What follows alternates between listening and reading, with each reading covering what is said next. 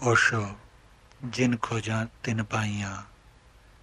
Talks given at meditation camp, Nargol, India. Discourse number 4.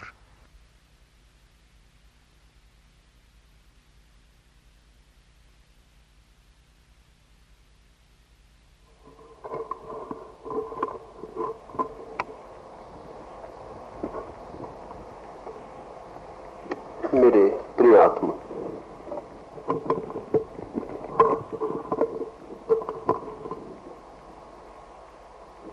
एक मित्र ने पूछा है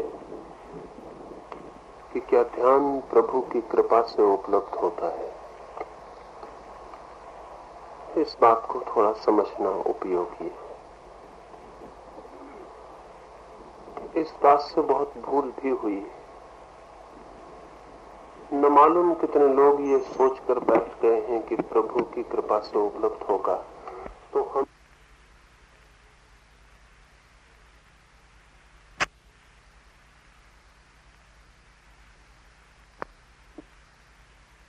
ही नहीं। और अगर प्रभु के भी चहेते हो तो फिर इस जगत में न्याय का कोई उपाय न रह जाएगा। प्रभु की कृपा का तो यह अर्थ हुआ कि किसी पर कृपा करता है और किसी पर अकृपा भी रखता है। ऐसा अर्थ लिया हो तो वैसा अर्थ गलत है, लेकिन किसी और अर्थ में सही है। प्रभु की कृपा से उपलब्ध होता है, ये उनका कथन नहीं है जिन्हें अभी नहीं मिला, ये उनका कथन है जिन्हें मिल गया है। और उनका कथन इसलिए है कि जब वो मिलता है तो अपने किए गए प्रयास बिल्कुल ही इर्रिलेवेंट, असंगत मालूम पड़ते हैं। जब वो मिलता है तो जो हमने किया था वो इतना क्षुद्र, और जो मिलता है वो इतना विराट कि हम कैसे कहें कि जो हमने किया था उसके कारण ये मिला है। जब मिलता है तब ऐसा लगता है हमसे कैसे मिलेगा, हमने किया ही क्या था, हमने दिया ही क्या था, हमने सौदे में दांव क्या लगाया था, हमारे पास था भी क्या जो हम करते, था भी क्या जो हम देते। जब उसकी अनंत अनंत आनंद की वर्षा होती है तो उस वर्षा के क्षण में ऐसा ही लगता है कि तेरी कृपा से ही, तेरे प्रसाद से ही, तेरी ग्रेस से ही उपलब्ध हुआ। हमारी क्या सामर्थ्य, हमारा क्या बस। लेकिन ये बात उनकी है जिनको मिला। ये बात अगर उनने पकड़ ली जिनको नहीं मिला तो वे सदा के लिए भटक जाएंगे। प्रयास करना ही होगा। निश्चित ही प्रयास करने पर मिलने की जो घटना घटती है वो ऐसी है जैसे किसी का द्वार बंद है, सूरज निकला है और घर में अंधेरा है। वो द्वार खोल के प्रतीक्षा करे, सूरज भीतर आ जाए। सूरज को गठरियों में बांधकर भीतर नहीं लाया जा सकता, वो अपनी ही कृपा से भीतर आता है। ये मजे की बात है, सूरज को हम भीतर नहीं ला सकते अपने प्रयास से, लेकिन अपने प्रयास से भीतर आने से रोक जरूर सकते हैं। द्वार बंद करके, आंख बंद करके बैठ सकते हैं तो सूरज की महिमा भी हमारी बंद आंखों को पार न कर पाए।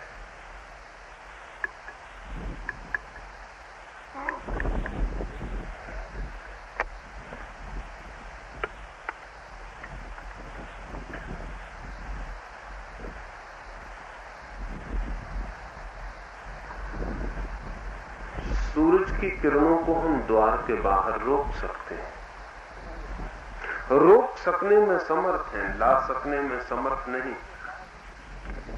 द्वार खुल जाए, सूरज भीतर आ जाए।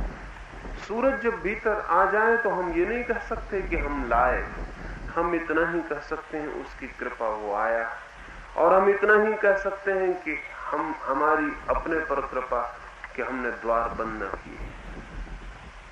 आदमी सिर्फ एक ओपनिंग बन सकता है उसके आगमन के लिए। हमारे प्रयास सिर्फ द्वार खोलते हैं, आना होना तो उसकी कृपा से ही होता है। लेकिन उसकी कृपा हर द्वार पर प्रकट होती है, लेकिन कुछ द्वार बंद है, वो क्या करे। बहुत द्वारों पर ईश्वर खटखटाता है और लौट जाता है, वे द्वार बंद है, मजबूती से हमने बंद किया। और जब वो खटखटाता है तब हम न मालूम कितनी व्याख्या करके अपने को समझा देते। एक छोटी सी कहानी मुझे प्रीति कर है। एक बड़ा मंदिर, उस बड़े मंदिर में 100 पुजारी। बड़े पुजारी ने एक रात स्वप्न देखा है कि प्रभु ने खबर की है स्वप्न में कि कल मैं आ रहा हूं। विश्वास तो न हुआ पुजारी को, क्योंकि पुजारियों से ज्यादा अविश्वासी आदमी को पूजना सदा ही कठिन। विश्वास इसलिए भी न हुआ कि जो दुकान करते हैं धर्म की, उन्हें धर्म पर कभी विश्वास नहीं होता। धर्म से वे शोषण करते हैं, धर्म उनकी श्रद्धा नहीं। और जिसने श्रद्धा को शोषण बनाया, उससे ज्यादा अश्रद्धा कोई भी नहीं होता। पुजारी को भरोसा तो न आया कि भगवान आएगा, कभी नहीं आया। वर्षों से पुजारी है, वर्षों से पूजा की है, भगवान कभी नहीं आया। भगवान को भोग भी लगाया है, वो भी अपने को ही लग गया है। भगवान के लिए प्रार्थनाएं भी की हैं, वे भी खाली आकाश में, जानते हुए कोई नहीं सुनता की। सपना मालूम होता है। समझाया अपने मन को कि सपने कहीं सच होते हैं, लेकिन फिर डरा भी, भयभीत भी हुआ कि कहीं सच ही ना हो जाए।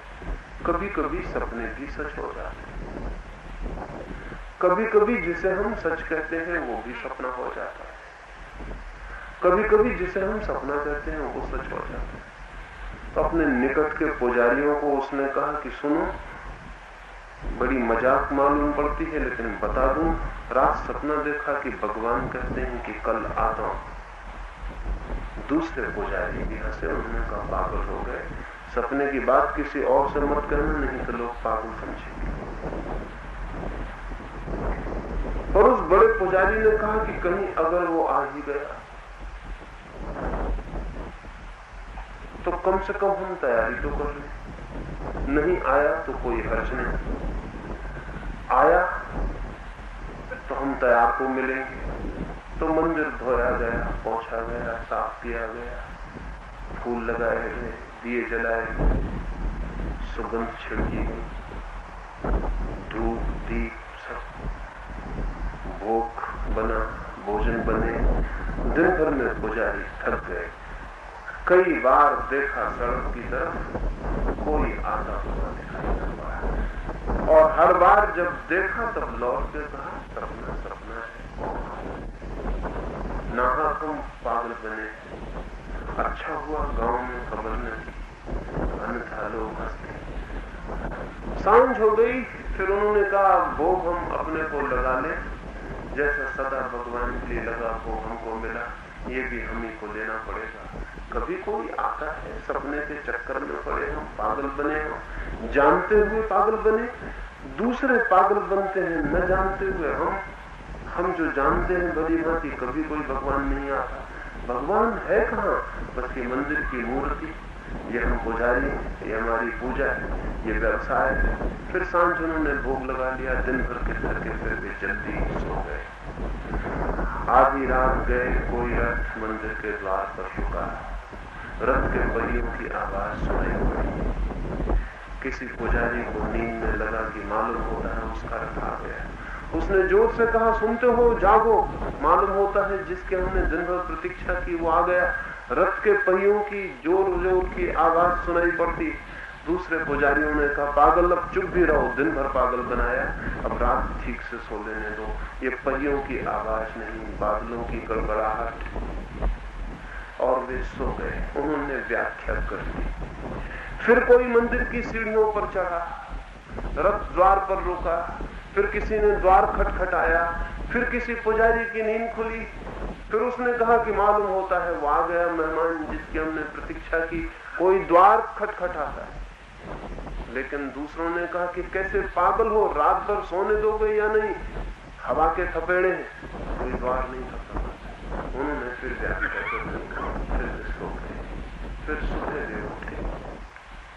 द्वार पर गए, किसी के पद चिन्ह थे, कोई सीढ़ियां चढ़ा था और ऐसे पद चिन्ह थे जो बिल्कुल अज्ञात थे, और किसी ने द्वार जरूर खटखटाया था और राह तक कोई रथ भी आया था, रथ के चाकों के चिन्ह थे। वे छाती पीट कर रोने लगे, वे द्वार पर गिरने लगे, गांव की भीड़ इकट्ठी हो गई। वो उनसे पूछने लगी क्या हो गया है तुम्हें? वे पुजारी कहने लगे मत पूछो, हमने व्याख्या कर ली और हम मर गए। उसने द्वार खटखटाया, हमने समझा हमारे सपेरे, उसका रथ आया, हमने समझी बादलों की गड़गड़ाहट। और सच ये है कि हम कुछ भी न समझे थे, हम केवल सोना चाहते थे और इसलिए हम व्याख्या करते थे। तो वो तो सभी के द्वार खटखटाता, उसकी कृपा तो सब द्वारों पर आती, लेकिन हमारे द्वार हैं बंद। और कभी हमारे द्वार पर दस्तक भी दे तो हम कोई व्याख्या कर देते हैं।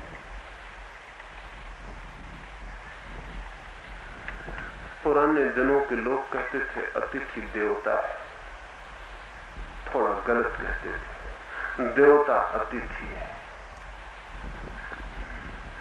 देवता रोज ही अतिथि की तरह खड़ा है, लेकिन द्वार तो खुला हो, उसकी कृपा सब पर है। इसलिए ऐसा मत पूछें कि उसकी कृपा से मिलता है,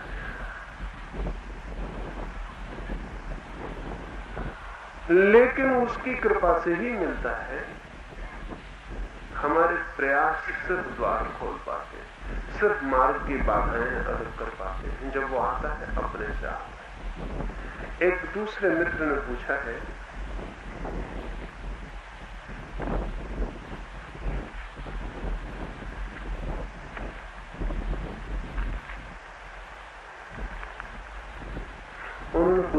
ध्यान की 4 सीढ़ियों की बात की है, उन चारों का पूरा पूरा अर्थ पता है। पहली बात तो ये समझ लें कि 3 सिर्फ सीढ़ियां हैं, ध्यान नहीं। ध्यान तो चौथा ही है, द्वार तो चौथा ही है, 3 तो सिर्फ सीढ़ियां हैं। सीढ़ियां द्वार नहीं, सीढ़ियां द्वार तक पहुंचाती हैं। चौथा ही द्वार विश्राम, विराम, शून्य, समर्पण, मर जाना, मिट जाना। द्वार तो वही है, और 3 जो सीढ़ियां हैं वे उस द्वार तक पहुंचाती हैं।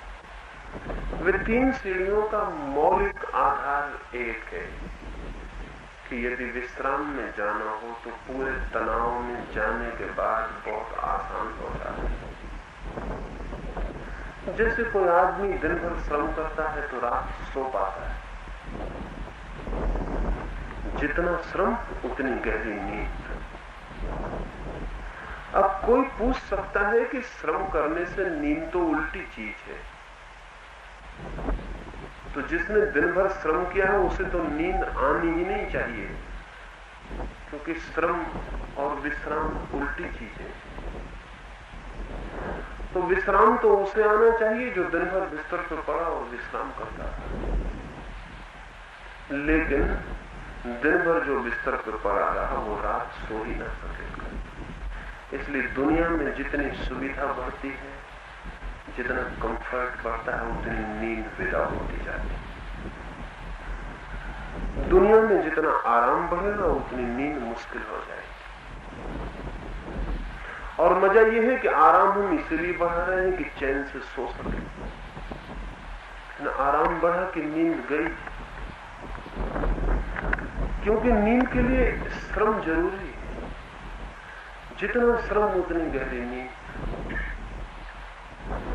ठीक ऐसे ही जितना तनाव अगर चरम हो सके, क्लाइमेक्स हो सके, उतना गहरा विश्राम। तो वो जो 3 सीढ़ियां हैं बिल्कुल उल्टी। ऊपर से तो दिखाई पड़ेगा कि इन 3 में तो हम बहुत श्रम में पड़ रहे हैं, शक्ति लगा रहे हैं, बहुत तनाव पैदा कर रहे हैं, अपने को थका रहे हैं, तूफान में डाल रहे हैं, विक्षिप्त हुए जा रहे हैं। और फिर इनसे कैसे विश्राम आएगा? इनसे ही आएगा। जितने ऊंचे पहाड़ से गिरेंगे उतनी गहरी खाई में चले जाएंगे। ध्यान रहे, सब पहाड़ों के पास गहरी खाइयां होती। असल में पहाड़ बनता ही नहीं बिना गहरी खाई को बनाए। जब पहाड़ उठता है तो नीचे गहरी खाई बन जाती है। जब आप तनाव में जाते हैं तो उसी के किनारे विश्राम की शक्ति इकट्ठी होने लगती है। जितने ऊंचे उठते हैं आप तनाव में। इसलिए मैं कहता हूं कि पूरी ताकत लगा दें, कुछ बचे ना, पूरे चुक जाए, सब भांति सब लगा दें, सब हार जाए, तो जब गिरेंगे उस ऊंचाई से तो गहरी अतल खाई में डूब जाएंगे। वो विराम और विश्राम होगा। उसी विश्राम के क्षण में ध्यान फलित होता है। मूल आधार तो आपको पूरे तनाव में ले जाना और फिर तनाव को एकदम से छोड़ देना। मेरे पास लोग आते हैं, वो कहते हैं कि अगर हम ये तनाव का कार्य ना करें तो सीधा विश्राम नहीं हो सकता। नहीं होगा, नहीं होगा, और अगर होगा तो बहुत शैलो, बहुत उथला होगा। गहरे कूदना हो पानी में तो ऊंचे चढ़ जाना चाहिए। जितने ऊंचे तट से कूदेंगे उतने पानी में गहरे चले जाएंगे। ये वृक्ष हैं सरू के 40 फीट ऊंचे होंगे, इतनी ही इनकी जड़ें नीचे चली गई। जितना ऊपर जाना हो वृक्ष को उतनी जड़ें नीचे चली जाती, जितनी जड़ें नीचे जाती उतना ही वृक्ष ऊपर चला जाता। अब इस सरू का वृक्ष पूछ सकता है कि 6 इंच जड़ें भेजें, कोई हर्जा तो नहीं, हर्ज कुछ भी नहीं, 6 इंच ऊंचे भी जाएंगे। मजे से भेजे, 6 इंच भी क्यों भेजते हैं, भेजे ही मत, तो बिल्कुल ही ऊंचे नहीं जाएंगे। नीत्शे ने कहीं लिखा है, बहुत अंतर्दृष्टि का वाक्य लिखा है कि जिन्हें स्वर्ग की ऊंचाई छूनी हो उन्हें नरक की गहराई भी छूनी पड़ती है। बहुत अंतर्दृष्टि की बात है। जिन्हें स्वर्ग की ऊंचाई छूनी हो उन्हें नरक की गहराई भी छूनी पड़ती है। इसलिए साधारण आदमी कभी भी धर्म की ऊंचाई नहीं छू पाता, पापी अक्सर छू लेते, क्योंकि जो पाप की गहराई में उतरता है वो पुण्य की ऊंचाई में भी चलता है। ये जो विधि है एक्सट्रीम्स, अतियों से परिवर्तन की है। सब परिवर्तन अति पर होते हैं। एक अति और सब परिवर्तन होता है। घड़ी का पेंडुलम देखा, वो जाता है बाएं बाएं बाएं और फिर गिरता है और दाएं जाने लगता है। आपने कभी ख्याल न किया होगा, जब घड़ी का पेंडुलम बाईं तरफ जाता है तब वो दाईं तरफ जाने की शक्ति अर्जित कर रहा है, जा रहा है बाईं तरफ और ताकत इकट्ठी कर रहा है दाईं तरफ जाने की। जितना बाईं तरफ जाएगा ऊंचा, उतनी ही दाईं तरफ डोल सकेगा। तो आपके चित्त के पेंडुलम को जितने तनाव में ले जाया जा सके, फिर जब विराम का क्षण आएगा उतने ही गहरे विराम में उतर जाएगा। अगर आप तनाव में न ले गए तो विराम में भी नहीं जाएगा। और लोग बहुत अजीब अजीब बातें पूछते हैं। ऐसा लगता है कि वो वृक्ष नहीं लगाना चाहते, सिर्फ फूल तोड़ना चाहते। ऐसा लगता है फसल नहीं बोना चाहते, सिर्फ फल काटना चाहते। और एक मित्र आए, वो बोले कि अगर शरीर न हिलाए, न कंपन हो शरीर में तो कोई कठिनाई तो नहीं। कठिनाई कुछ भी नहीं, कठिनाई तो कुछ भी ना करे तो कोई कठिनाई नहीं। लेकिन शरीर के कंपन से इतने भयभीत हो रहे हैं, तो जब भीतर के कंपन उठेंगे तो क्या होगा? शरीर के कपने को रोकना चाहते हैं, तो जब भीतर शक्ति की ऊर्जा कपेगी तब क्या होगा? नहीं, वो चाहते हैं कि भीतर कुछ हो जाए और बाहर सभ्य सुसंस्कृत शिष्ट जैसी शक्ल उन्होंने बनाई है, जो मूर्ति खड़ी कर ली है अपनी, वो वैसे ही मोम के बने खड़े रहे और भीतर कुछ हो जाए। वो नहीं होगा। वो जब भीतर ऊर्जा उठेगी तो ये सब मोम का पुतला बह जाएगा, ये हटेगा, इसको जगह देनी पड़ेगी। तनाव अति पर पहुंच जाए, इसकी चेष्टा करें ताकि फिर विश्रांति अति पर हो सके। विश्रांति फिर अपने आप हो जाएगी। तनाव आप कर लें, विश्रांति प्रभु की कृपा से हो जाएगी। तनाव आप उठा लें, फिर तो लहर गिरेगी और शांति छा जाएगी। तूफान के बाद जैसी शांति होती है वैसी कभी नहीं होती। तूफान उठना जरूरी है, और तूफान के बाद जो शांति होती है वो जिंदा होती, क्योंकि वो तूफान से पैदा होती। एक जिंदा शांति के लिए जरूरी है, जो मैं कह रहा हूं उसमें कोई चरण छोड़ा नहीं जा सकता। इसलिए मुझसे कोई आके बार बार न पूछे कि ये हम छोड़ दें, ये हम छोड़ दें, शरीर को न हिलाएं, सिर्फ श्वास लें, श्वास न चलाएं, सिर्फ मैं कौन हूं ये पूछें। नहीं, वो तीनों चरण बहुत व्यवस्थित रूप से वैज्ञानिक ढंग से तनाव की एक अति से दूसरी अति पर ले जाने के लिए। और इसीलिए मैं कहता हूं एक चरण जब पूरी अति पर पहुंचे तब दूसरे में बदला जा सकता है। जैसे कार के गियर आप बदलते हैं, जब पहले गियर में गाड़ी आपने चलाई है तो गति में लानी पड़ती। जब पहले गियर पर गति पूरी गति में आती तब आप उसे दूसरे गियर में डालते हैं। दूसरे गियर पर वो मंदी गति में हो तो आप तीसरे गियर में नहीं डाल सकते हैं गाड़ी। सब परिवर्तन तीव्रता में होते हैं। चित्त का परिवर्तन भी तीव्रता में होता है। और तीनों का क्या अर्थ है वो भी समझ लेना चाहिए। पहला चरण जो कि पूरे समय जारी रहेगा, श्वास को गहरी और तीव्रता से लेने का है। गहरा भी लेना है, डीप भी, और तीव्रता से भी, फास्ट भी। जितनी गहरी जा सके उतनी गहरी लेनी है, और जितनी तेजी से ये लेने और छोड़ने का काम हो सके ये करना है। क्यों? श्वास से क्या होगा? श्वास मनुष्य के जीवन में सर्वाधिक रहस्यपूर्ण तत्व है। श्वास के ही माध्यम से सेतु से आत्मा और शरीर जुड़े।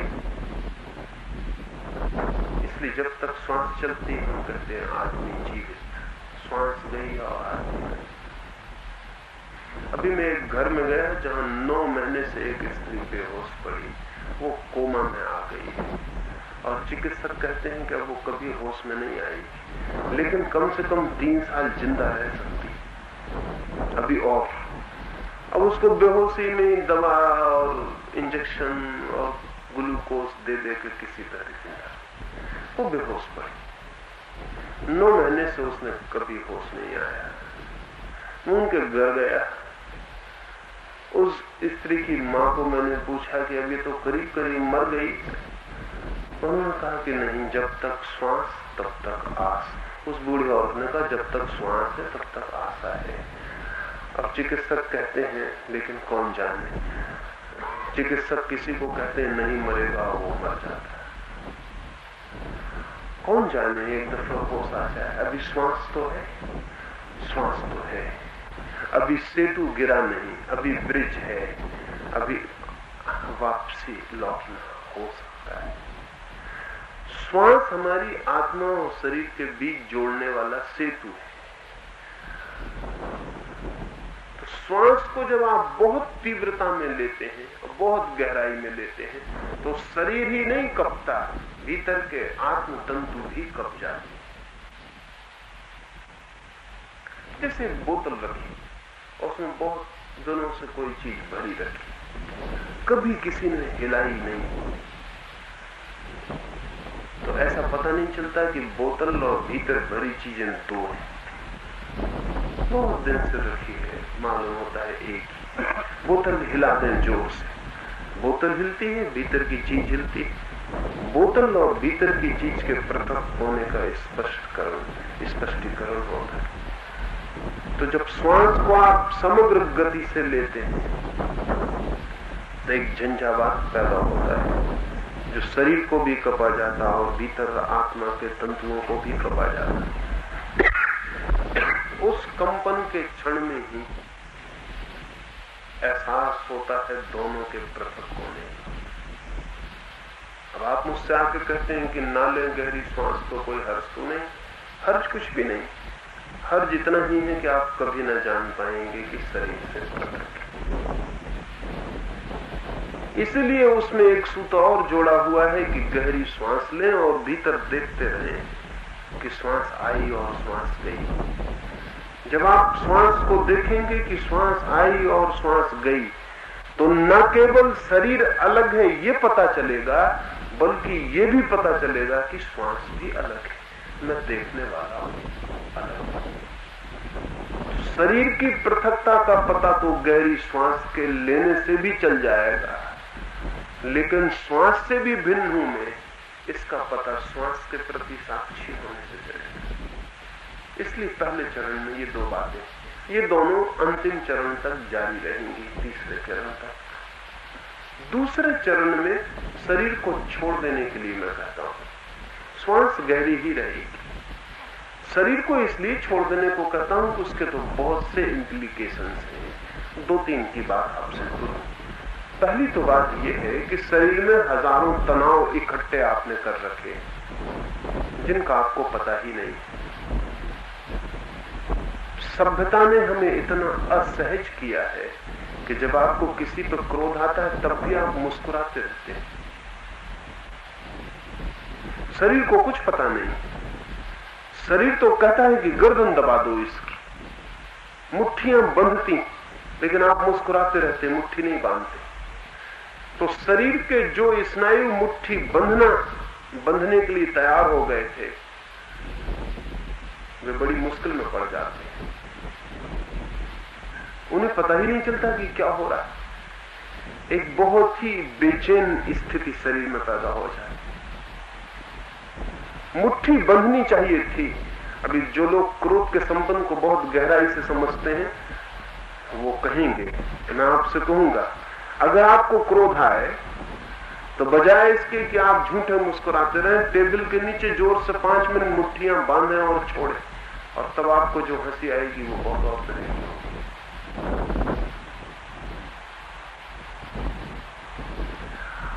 शरीर को कुछ भी पता नहीं कि आदमी सभ्य हो गया।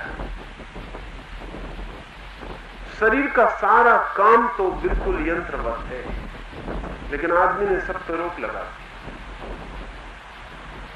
उस रोग के कारण शरीर में हजारों तनाव इकट्ठे हो गए, और जब बहुत तनाव इकट्ठे हो जाते हैं तो कॉम्प्लेक्स पैदा होते हैं, ग्रंथियां पैदा होती हैं।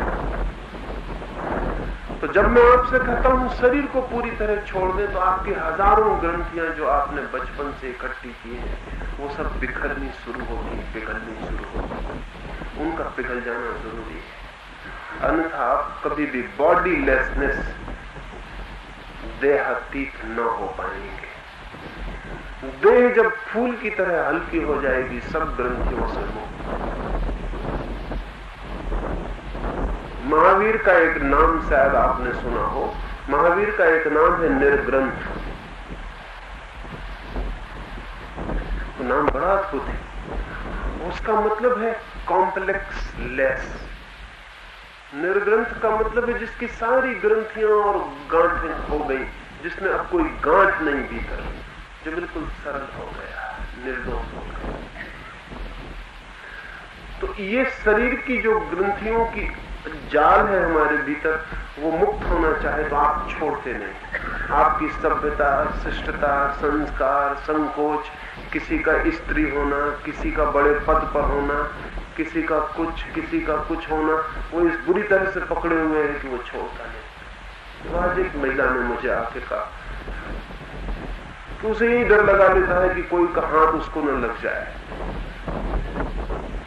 तो वो बेचारी दूर जाके बैठी होगी आज, मगर कोई 2-4 करवट लेकर उसके पास पहुंच गया, तो उसका फिर गड़बड़ हो गया। वो मुझे पूछना है कि क्या मैं और बहुत दूर जाकर बैठ। मैंने कहा भेजने वाला वहां भी भेज दे सकता है किसी को, तो कोई वो अच्छा ही है कि कोई आता ही है, वहां भी आ जाएगा कोई। तुम जहां बैठते हो वही बैठो, किसी का हाथ लग जाएगा तो क्या हो जाए। स्त्रियों की हालत तो ऐसी कि अगर परमात्मा भी मिले तो वैसी साड़ी बचा के निकल जाएगी, वो भी कहीं छू ना जाए। उनका सारा का सारा बॉडी, स्त्रियों का तो पूरा शरीर ग्रंथिग्रस्त है। वो तो उनकी बचपन से उनकी सारा प्रशिक्षण ऐसा है कि शरीर उनका एक रोग है।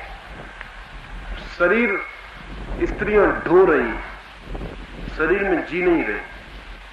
वो एक खोल है जिसको पूरे वक्त सुरक्षित करके और ढोए चले जा रहे हैं, और कुछ भी बचाने जैसा नहीं हो सकता। तो ये छोटा छोटा आग्रह हमारा बहुत कुछ रोक। अब कोई बहुत पढ़े लिखे हैं तो उनको ऐसा लगता है कि वो आज मुझसे एक सज्जन कह रहे थे कि ये इमोशनल लोगों को हो जाता होगा, भावुक लोगों को, इंटेलेक्चुअल को कैसे होगा।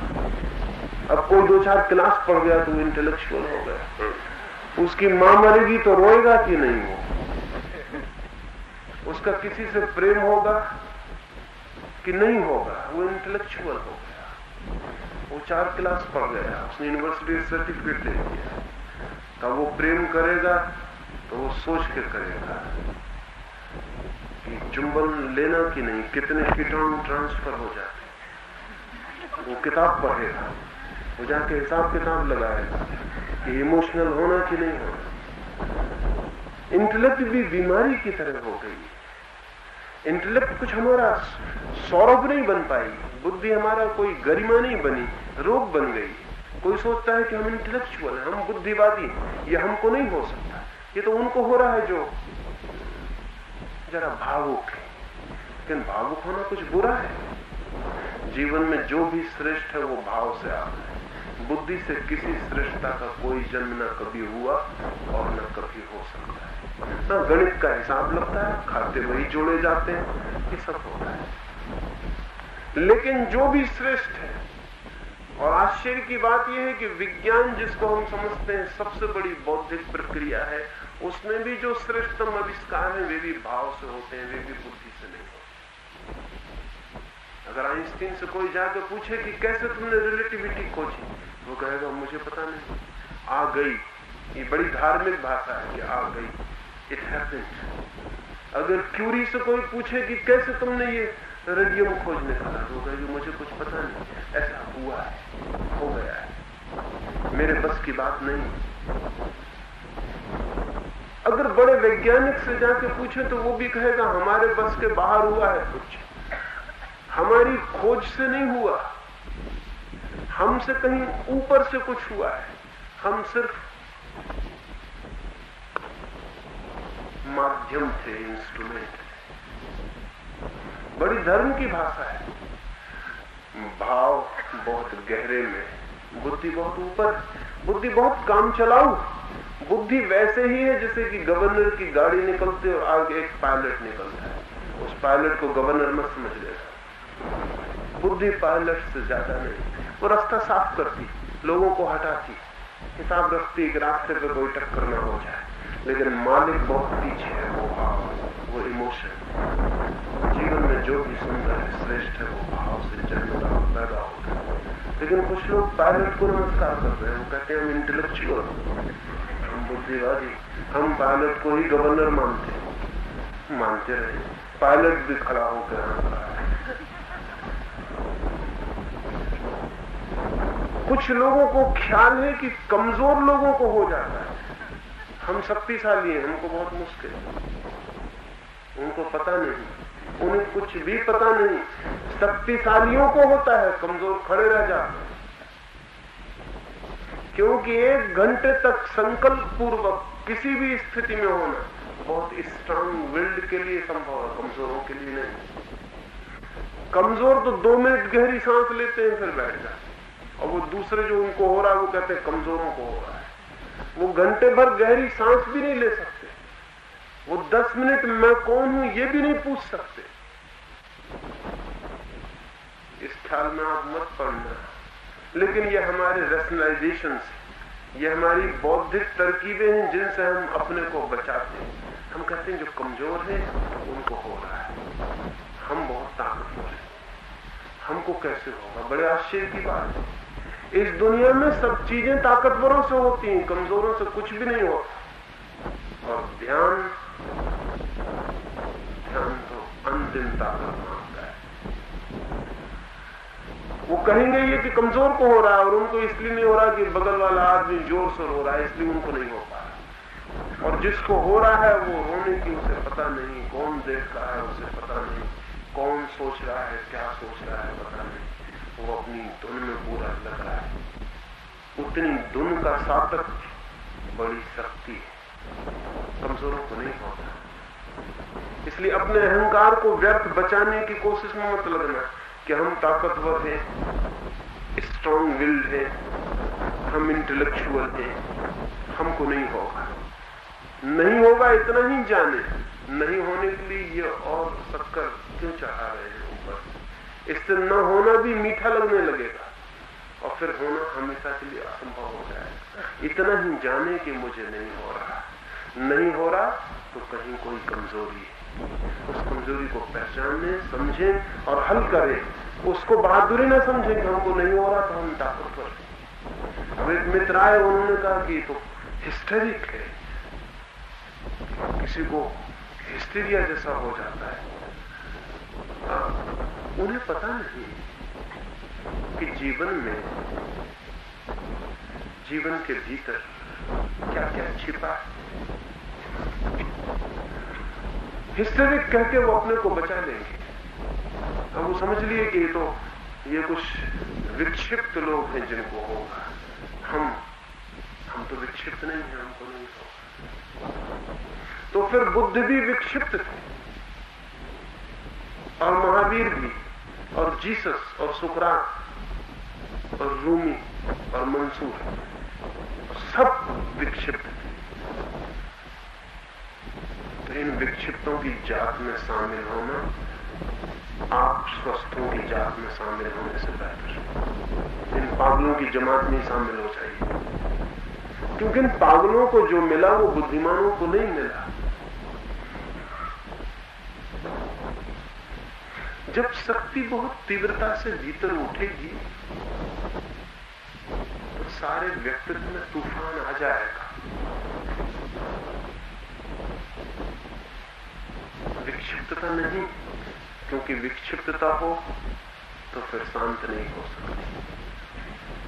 और जब तीनों चरण के बाद एक क्षण में हम शांत हो जाते तो हिस्टेरिक नहीं, क्योंकि हिस्टीरिया वाले से कहो कि शांत हो जाओ, विश्राम करो, वो उसके बस के बाहर। जो भी हो रहा है वो हमारे बस के भीतर हो रहा है। हम कोऑपरेट कर रहे हैं, सहयोग कर रहे हैं, इसलिए हो रहा है। इसलिए जिस क्षण अपने सहयोग को अलग कर लेते हैं वो विदा हो जाता है। विक्षिप्तता और स्वास्थ्य का एक ही लक्षण है, जिसकी मालकियत हाथ में हो उसको स्वास्थ्य समझना, और जिसकी मालकियत हाथ में न हो उसको विक्षिप्तता समझना। अब ये बड़े मजे का क्राइटेरियन। अब जो हो रहा है, जिनको जब मैं कहता हूं शांत हो जाएं, वो तत्काल शांत। और वो जो स्वस्थ बैठे हैं उनसे मैं कहूं कि अपने विचारों को शांत कर दो, वो कहते होते ही नहीं। हम कितने करें, वो नहीं होते। विक्षिप्त हैं आप, पागल हैं आप। जिस पर आपका बस नहीं है वो पागलपन, जिस पे आपका बस है वो स्वास्थ्य।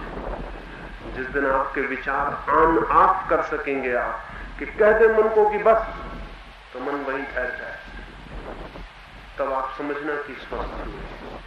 और आप कह रहे हैं बस, और मन कहता है कहते रहो, हम जा रहे हैं जहां जाना, जो कर रहे हैं कर रहे हैं, सिर पटक रहे हैं, लेकिन वो मन जो करना है कर रहा है। आप भगवान का भजन कर रहे हैं और मन सिनेमा गृह में बैठा है, वो कहता बैठेंगे यहीं देखेंगे, करो भजन कितना। लेकिन आदमी बहुत चालाक है और वो अपनी कमजोरियों को भी अच्छे शब्दों में छिपाता है, और दूसरे की श्रेष्ठताओं को भी बहुत बुरे शब्द देकर निश्चिंत हो जाता है। इससे बचना। सच तो यह है कि दूसरे के संबंध में सोचना ही मत। इसको क्या हो रहा है कहना बहुत मुश्किल है।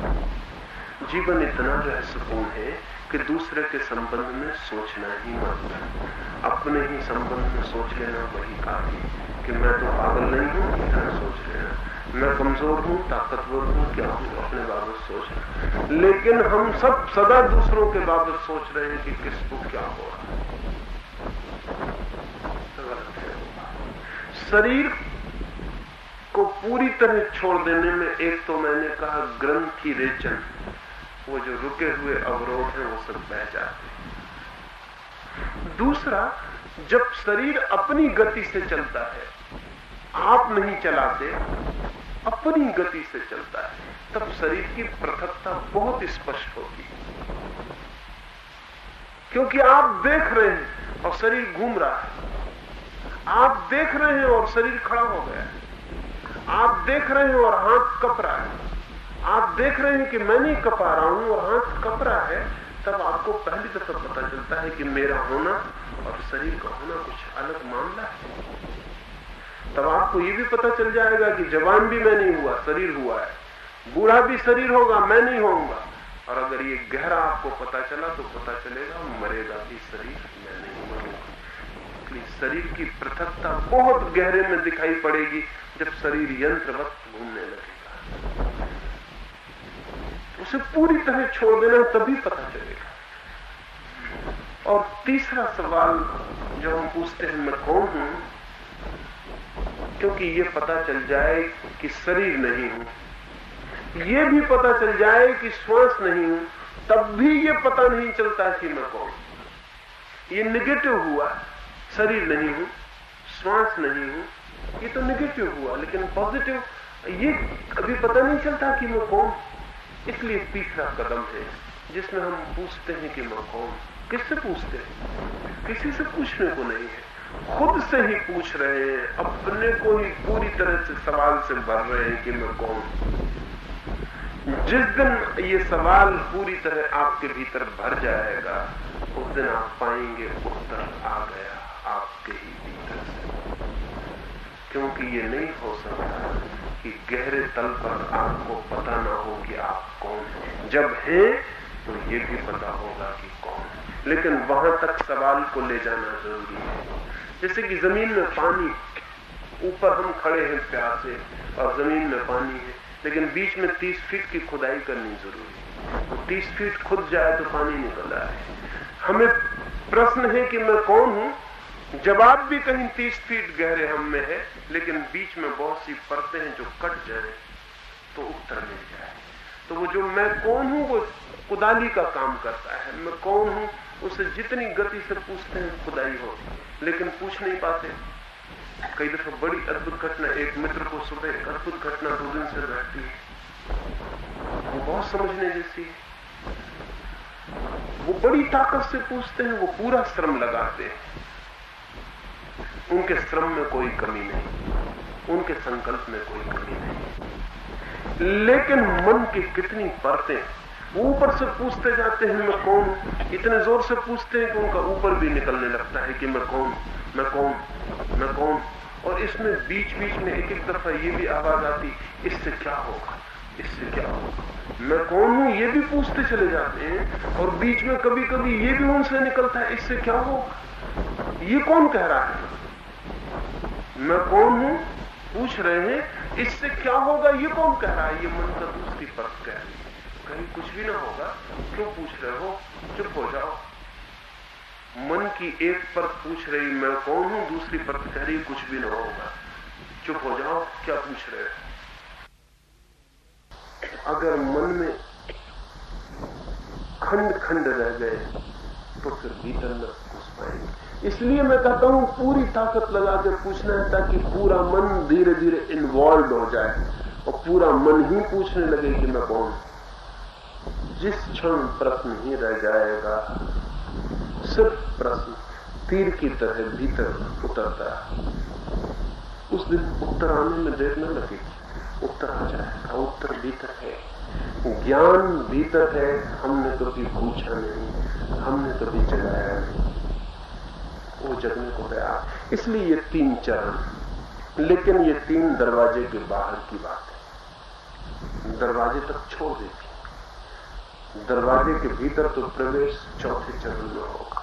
लेकिन जो 3 सीढ़ियां नहीं चढ़ा वो दरवाजे में प्रवेश भी नहीं कर सकेगा। इसलिए ध्यान रखें, कल तो अंतिम दिन है हमारा, कल पूरी ताकत लगानी जरूरी है। इन 3 चरणों में पूरी ताकत लगाएं तो चौथा चरण घटित हो जाएगा। वो चौथा आप करेंगे नहीं, वो होगा। 3 आप करेंगे, चौथा होगा।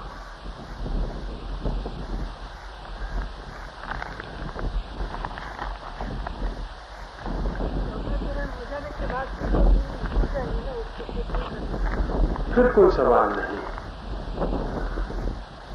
चौथा हो जाए फिर कोई सवाल नहीं। फिर जैसा जरूरी लगेगा वो दिखाई पड़ेगा। करने जैसा लगेगा तो जारी रहेगा, नहीं करने जैसा लगेगा तो छूट जाए।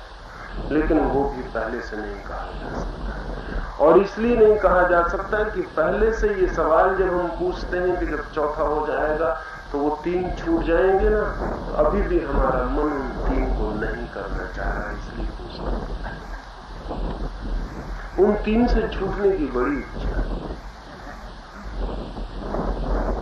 तो मैं नहीं कहूंगा कि छूट जाएंगे, क्योंकि अगर मैं ये कह दूं छूट जाएंगे तो अभी भी नहीं पकड़ पाएंगे। छूट जाएंगे लेकिन वो चौथे के बाद की बात है, पहले बात नहीं उठानी चाहिए। हमारा मन बहुत तरह से डिसीव करता है, वंचना करता है। जब पूछ रहे हो तो तुम्हें ख्याल नहीं कि तुम क्यों पूछ रहे हो, बिल्कुल इसलिए पूछ रहे हो कि 3 से किस तरह छुटकारा हो। इन 3 से छुटकारा अगर होगा तो चौथा पैदा नहीं होने वाला। और इन 3 का भय क्यों? इनका भय है, और वही भय मिटाने के लिए तो वो 3 है। इनका भय है कि शरीर कुछ भी कर सकता है, शरीर कुछ भी कर सकता है, तो कहीं ऐसा कुछ न कर दे। पर क्या करेगा शरीर? नाच सकती हो, रो सकती हो, चिल्ला सकती हो, गिरोगी।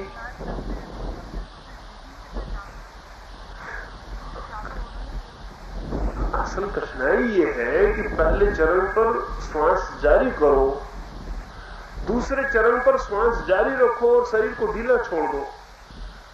श्वास से और शरीर के ढीले छोड़ने में कोई बाधा नहीं, किसी तरह की बाधा नहीं। श्वास गहरी रहेगी, शरीर तुम्हें करना थोड़ी कि तुम नाचो। अगर तुम नाचो तो फिर श्वास में बाधा पड़ेगी, लेकिन अगर नाचना हो जाए तो श्वास में कोई बाधा नहीं पड़ेगी। तुम्हें नहीं नाचना है, नाचना हो जाए तो हो जाए, वो जो होता हो जाए। हमारी कठिनाई ये है कि या तो हम रोकेंगे या हम करेंगे, होने हम न देंगे। हमारे 2 में से हम कुछ भी करने को राजी, या तो हम नाचने को रोक लेंगे या फिर हम नाच सकते, लेकिन हम होने न देंगे। इसका भी डर है, बहुत डर है। आदमी की पूरी सभ्यता सब तरह से होती, हमने बहुत चीजें दबाई हुई और हमें डर है कि वो सब निकलना है। तो हम बहुत भयभीत, हम ज्वालामुखी पर बैठे, बहुत डर है हमें। नाचने का ही सवाल नहीं है, डर बहुत गहरे हैं। हमने खुद को इतना दबाया है कि हमें बहुत पता है कि क्या क्या निकल सकता है उसमें। बेटे ने बाप की हत्या करनी चाहिए, डरा हुआ है कहीं ये ख्याल ना निकल आए।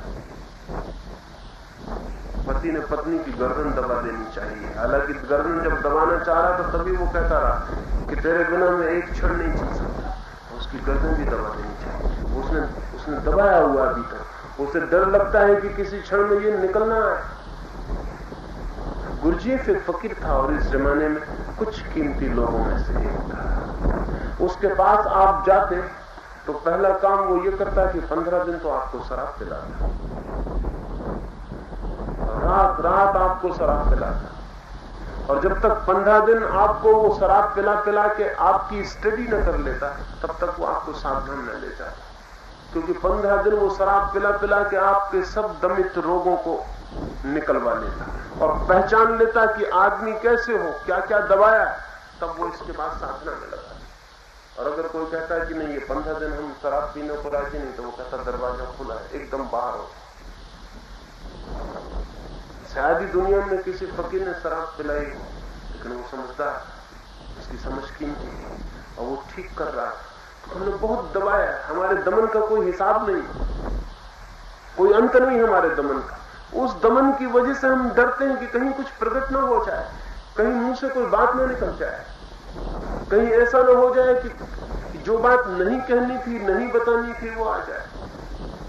अब किसी ने चोरी की तो पूछने से डरेगा कि मैं कौन हूं, क्योंकि मन कहेगा कि तुम चोर हो। ये जोर से निकल सकता है कि चोर हो, बेईमान हो, काला बाजारी हो, ये कहीं ना निकल जाए। वो तो कहेगा कि पूछना कि नहीं, जरा धीरे धीरे पूछो कि मैं कौन हूं, क्योंकि पता तो है कि मैं कौन हूं, मैं चोर हूं। तो वो दबा रहा है, तो वो डर रहा है, वो धीरे धीरे पूछ रहा है कि ये बगल वाले को कहीं सुनाई न पड़ जाए, कहीं मुंह से निकल जाए कि मैंने चोरी की। ये निकल सकता है, कोई कठिनाई नहीं है। तो हमारे कारण है, हमारे पूछने के कारण है कि हम क्यों पूछते हैं कि ये जल्दी छूट जाए, ना करना पड़े। लेकिन नहीं, छूटने से नहीं, करना ही पड़ेंगे। छूट सकते हैं, करने से छूटेंगे। और भीतर से जो आता है उसे आने दे। वहां बहुत गंदगी छिपी है, वो बाहर आई। हमने एक चेहरा ऊपर बनाया, वो हमारा असली चेहरा नहीं। हम डरते हैं। अब एक आदमी अपना चेहरा लीप पोत के किसी तरह बना के बैठा हुआ, और वो डरता है कि अगर छोड़ा तो चेहरा कुरूप हो जाता है। तो वो डरता है कि कुरूप चेहरा कोई देख ना ले, क्योंकि वो तो कितना आईने में तैयार होके आया घर से। अब वो डरता है कि कहीं मैंने चेहरा बिल्कुल छोड़ दिया तो चेहरा कुरूप भी हो सकता है, और जब छोड़ूंगा तो पाउडर और लिपस्टिक उस पर काम नहीं पड़ेंगे, वो एकदम गड़बड़ हो जाएंगे, असली चेहरा निकल सकता है।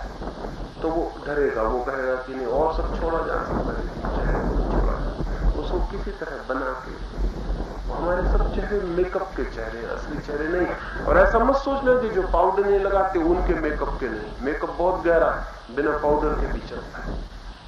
तो असली चेहरा निकल आए। अब असली चेहरा निकल आए तो घबराहट हो सकती, कोई देख ना ले, इसलिए हमारे डर है। लेकिन ये डर खतरनाक, इन डरों को लेकर भीतर नहीं जाया जा सकता। ये डर छोड़ने पड़ेंगे। एक अंतिम सवाल। एक मित्र पूछते हैं कि शक्तिपात क्या है? क्या कोई शक्तिपात कर सकता है? कोई कर नहीं सकता, लेकिन किसी से हो सकता है। कोई कर नहीं सकता। और अगर कोई कहता हो कि मैं शक्तिपात करता हूं, तो फिर सब धोखे की बातें। कोई कर नहीं सकता, लेकिन किसी क्षण में किसी से हो सकता है।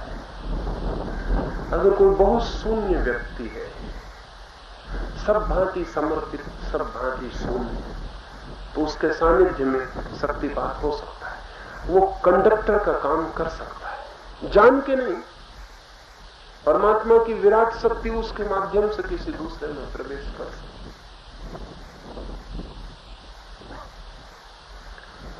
लेकिन कोई जान के कंडक्टर नहीं बन सकता, क्योंकि कंडक्टर बनने की पहली शर्त यह है कि आपको पता ना हो, ईगो ना हो। नहीं तो नॉन कंडक्टर हो जाते हैं फौरन। जहां ईगो है बीच में, वहां आदमी नॉन कंडक्टर हो गया, फिर वहां से शक्ति प्रवाहित नहीं होती। तो अगर ऐसे व्यक्ति के पास जो समग्र भांति भीतर से शून्य है और जो कुछ नहीं करना चाहता आपके लिए, कुछ करता ही नहीं, तो वो उसके वैक्यूम से, उसके शून्य से, उसके द्वार से, उसके मार्ग से परमात्मा की शक्ति आप तक पहुंच सकती और गति बहुत तीव्र हो सकती। कल दोपहर के मौन में इसको ख्याल दें। कल के लिए 2 सूचनाएं भी मैं इसके साथ दे दूं। शक्तिपात का अर्थ है कि परमात्मा की शक्ति आप पर उतर गई। शक्ति 2 तरह से संभव है, या तो आपसे शक्ति उठे और परमात्मा तक मिल जाए, या परमात्मा से शक्ति आए और आप तक मिल जाए। बात एक ही है, 2 तरफ से देखने के ढंग। वो वैसे जैसे कोई गिलास में आधा गिलास पानी भरा रखा हो और कोई कहे कि आधा गिलास खाली और कोई कहे आधा गिलास भरा, और अगर पंडित हो तो विवाद करे और तय न हो पाए कभी भी कि क्या मामला है, क्योंकि दोनों ही बातें सही। ऊपर से भी शक्ति उतरती है और नीचे से भी शक्ति जाती है, और जब उनका मिलन होता है, जहां आपके भीतर सोई हुई ऊर्जा विराट की ऊर्जा से मिलती है, तब एक्सप्लोजन, विस्फोट। उस विस्फोट के लिए कोई भविष्यवाणी नहीं की जा सकती। उस विस्फोट से क्या होगा ये भी नहीं कहा जा सकता। उस विस्फोट के बाद क्या होगा ये भी नहीं कहा जा सकता। वैसे उस विस्फोट के बाद दुनिया में जिन लोगों को भी विस्फोट हुआ है वे जिंदगी भर यही चिल्लाते रहे कि आओ और तुम भी उस विस्फोट से गुजर जाओ। कुछ हुआ है जो अनिर्वचनीय है। शक्तिपात का अर्थ है ऊपर से शक्ति आ जाए। आसक्ति रोज आती और किसी ऐसे व्यक्ति के माध्यम को ले सकती है वो शक्ति जो सब भांति शून्य हो, तो वो कंडक्टर हो जाता और कुछ भी नहीं। लेकिन अगर अहंकार थोड़ा भी है, इतना भी कि मैं कर दूंगा शक्तिपात, तो नाम कंडक्टर हो गया। वो आदमी उससे शक्ति नहीं प्रवाहित हो।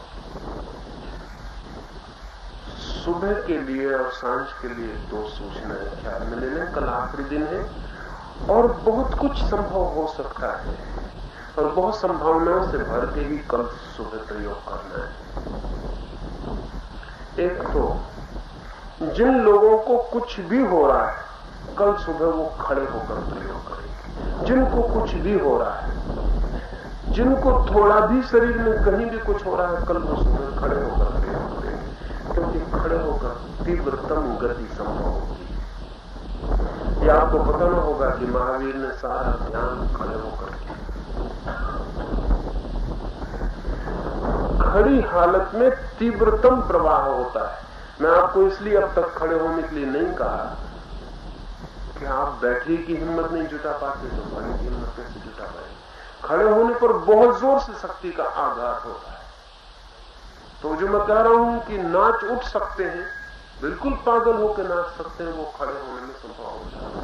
तो कल चूंकि आखिरी दिन है और कुछ 10-25 मित्रों को तो बहुत गहराई हुई है, तो वो तो कल खड़े हो जाए। मैं नाम नहीं लूंगा, अपने आप खड़े हो जाए और बीच शुरू से ही खड़े होकर करना है। कुछ लोग जिनको बीच में लगेगा वो भी खड़े हो जाएंगे और खड़े होकर जो भी होता हो होने देना। और दोपहर के लिए कल दोपहर के मौन में जब हम बैठेंगे तो मेरे पास थोड़ी ज्यादा जगह छोड़ना और मेरे पास जो लोग भी आएंगे, जब मैं उनके सिर पर हाथ रखूं तब उनको जो भी हो तब उन्हें उसमें भी होने देना है। अगर उनके मुंह से चीख निकल जाए, हाथ पैर हिलने लगे हैं, वो गिर पड़े, खड़े हो जाए, उन्हें जो भी हो वो होने देना है। जो हम सुबह ध्यान में कर रहे हैं, दोपहर के मौन में जो मुझसे मिलने आएंगे, मेरे हाथ रखने पर उनको जो कुछ भी हो उन्हें हो जाए। इसलिए मेरे पास थोड़ी कल दोपहर ज्यादा जगह छोड़ के बैठेंगे और सुबह जिनको भी हिम्मत हो खड़े होकर सुबह का प्रयोग करो। मेरे आने के पहले आप चुपचाप खड़े हैं। कोई सहारा लेकर खड़ा नहीं होगा कि आप कोई वृक्ष से टिक के खड़े हो जाए। कोई सहारा लेकर खड़ा नहीं होगा, सीधे आप खड़े रहेंगे। शक्तिपात की बात आपने पूछी है। खड़ी हालत में बहुत लोगों को शक्तिपात की स्थिति हो सकती है और वातावरण बना है, उसका पूरा उपयोग किया जा सकता है। तो कल चूंकि आखिरी दिन होगा शिविर का, कल पूरी शक्ति लगा देंगे। हाँ बोलिए। जो अभी 3 चरण आपने बोले, हाँ उनका बॉडी के ऊपर, हार्ट के ऊपर जो दृष्टि होते हैं,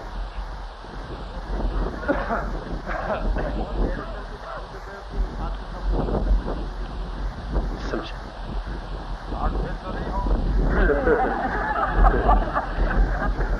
हार्ट फेल हो जाए तो मजा ही आ जाए। वही तो फेल नहीं होता, उसे हो जाने दे। हार्ट फेल हो जाए फिर तो मजा ही, फिर क्या है। उसको बचाया करिएगा, फिर होगा तो फेल, मत बचाइए, हो जाने दीजिए। और इतना तो आनंद रहेगा कि भगवान के रास्ते पर हुआ, उतना काफी है। वो मित्र पूछते हैं कि बहुत परिणाम तो बहुत होंगे, ध्यान को जिस प्रयोग को मैं कह रहा हूं ध्यान, उससे शरीर पर बहुत फिजियोलॉजिकल परिणाम होंगे। शरीर की बहुत सी बीमारियां विदा हो सकती हैं। शरीर की उम्र बढ़ सकती है।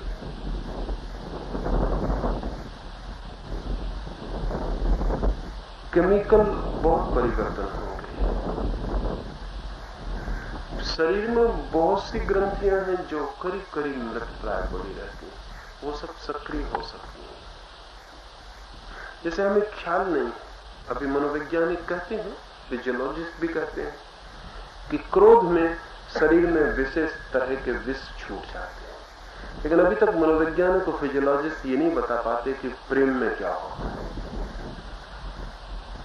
क्रोध में तो विशेष प्रकार के केमिकल शरीर में छूट जाते हैं, विष छूट जाते हैं, सारा शरीर विषाक्त हो जाता है। प्रेम में भी अमृत छूटता है, लेकिन चूंकि मुश्किल से कभी छूटता है, इसलिए फिजियोलॉजिस्ट के लेबोरेटरी में अभी वो आदमी नहीं पहुंचा, इसलिए उसे पता नहीं चल पाता।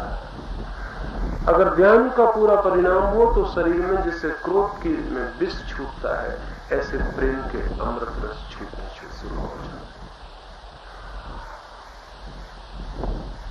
केमिकल परिणाम और भी गहरे होते हैं, जैसे कि जो लोग भी ध्यान में थोड़े गहरे उतरते हैं उन्हें अद्भुत रंग दिखाई पड़ते हैं, अद्भुत सुगंधें मालूम पड़ने लगती, अद्भुत ध्वनियां सुनाई पड़ने लगती, प्रकाश की धाराएं बहने लगती, नाद सुनाई पड़ने लगती। ये सब के सब केमिकल परिणाम है। ऐसे रंग जो आपने कभी नहीं देखे दिखाई पड़ने लगते। शरीर की पूरी केमिस्ट्री बदलती है, शरीर और ढंग से देखना, सोचना, पहचानना शुरू कर देता है। शरीर के भीतर बहने वाली विद्युत धारा की सारी धाराएं बदल जाती, उन विद्युत धाराओं के सारे सर्किट बदल जाते। बहुत कुछ होता है शरीर के भीतर, मानसिक तल पर भी बहुत कुछ होता है, लेकिन वो विस्तार की बात है। तो वो जो मित्र पूछते हैं उनसे कभी अलग से बात कर लूंगा। बहुत कुछ संभावनाएं हैं। मेरा कहना ये था कि जब ये श्वासोच्छ्वास से पहले जो डीप ब्रीदिंग करते हैं, वो टाइम के ऊपर ब्रेन के ऊपर और क्या अधिकारिक पहलू का मैं अलग लेना चाहता हूँ कि जब डीप ब्रीदिंग होता है तभी ब्रेन के ऊपर और नर्वस सिस्टम के ऊपर क्या है।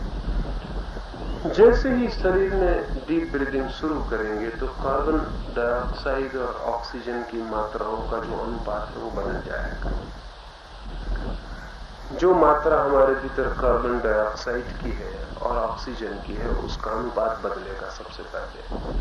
और जैसे ही कार्बन डाइऑक्साइड के अनुपात बदलता है, वैसे ही सारे मस्तिष्क और सारे शरीर और खून और स्नायुओं में सब में परिवर्तन शुरू हो जाएगा, क्योंकि हमारे व्यक्तित्व का सारा आधार ऑक्सीजन और कार्बन डाइऑक्साइड के विशेष अनुपात, उनके अनुपात में परिवर्तन सारा परिवर्तन ले आएगा।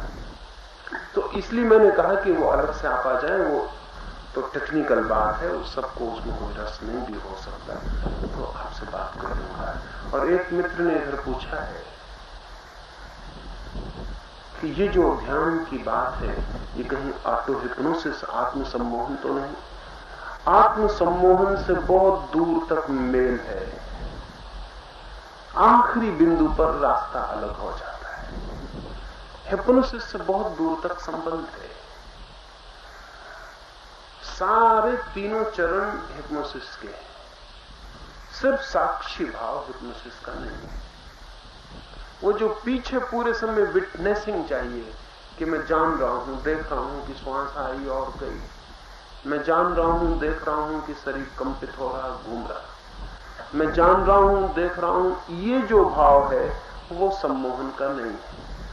वही फर्क है, और वो बहुत बुनियादी फर्क है। बाकी तो सारा सम्मोहन की प्रक्रिया है। सम्मोहन की प्रक्रिया बड़ी कीमती है। अगर वो साक्षी भाव से जुड़ जाए तो ध्यान बन जाती, और अगर साक्षी भाव से अलग हो जाए तो मूर्छा बन जाती। अगर सिर्फ हिप्नोसिस का उपयोग करें तो बेहोश हो जाएंगे, अगर साक्षी भाव का भी साथ में उपयोग करें तो जागृत हो जाएंगे। फर्क दोनों में बहुत है, लेकिन रास्ता बहुत दूर तक एक सा है, आखिरी बिंदु पर अलग हो जाता है। और कुछ